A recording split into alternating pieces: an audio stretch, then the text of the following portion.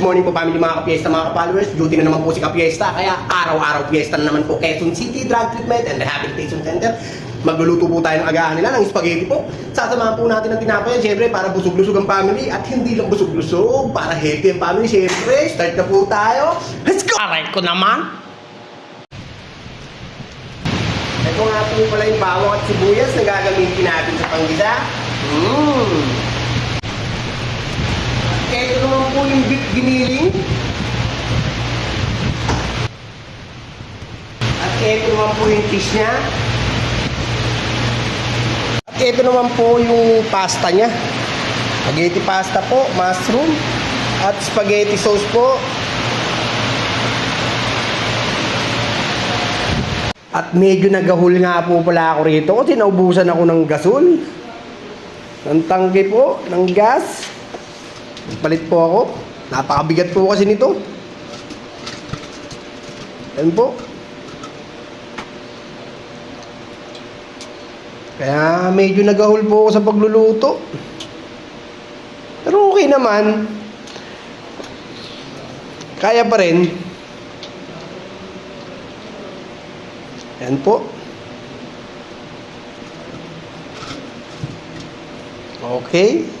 At ito na po isasabaw ko. Start na nga po ako. Papakulo na po ako para sa pasta dyan.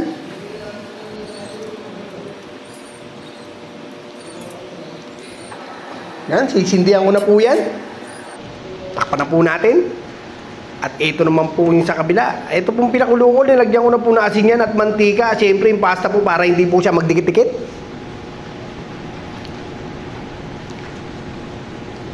At magigisa na po ako rito sa kabila ng para sa giniling po na baka. Ito na nga po, bawang sibuyas po.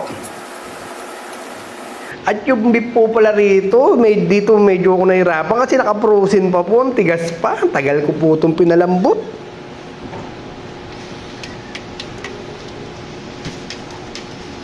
Ayan po.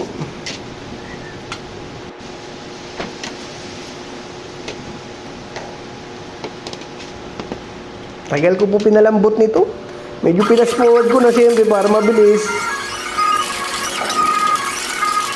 Ito na nga po, durog na nga po siya. At ilalagay ko na nga po itong spaghetti sauce ko. Yan na nga po, yung spaghetti sauce. Nilagay ko na nga po ito.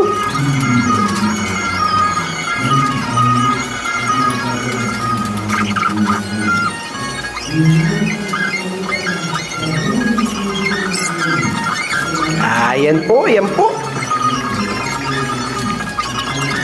At nilagyan ko na rin po yan. Sinabay ko na rin po dyan yung mushroom niya, yung cheese, para matunaw po agad yung cheese na yan. Naglagay rin po ako ng konting sugar. Konting bechin po, paminta po. At konting tubig, syempre. Marami kasi yung spaghetti pasta natin. Kaya kailangan yung sauce niya marami rin po. Kumukulo na nga po, ilalagay na nga po natin itong spaghetti pasta niya. Ayan po.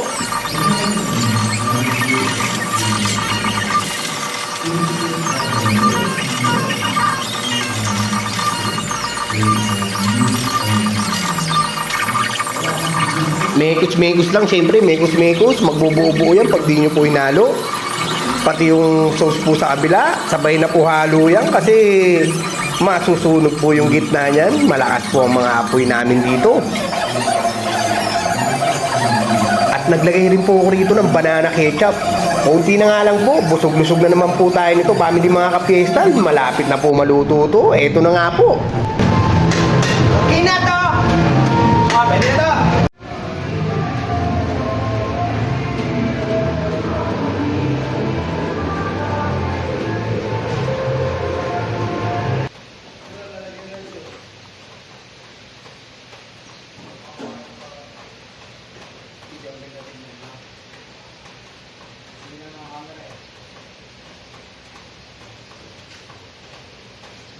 Sabaw.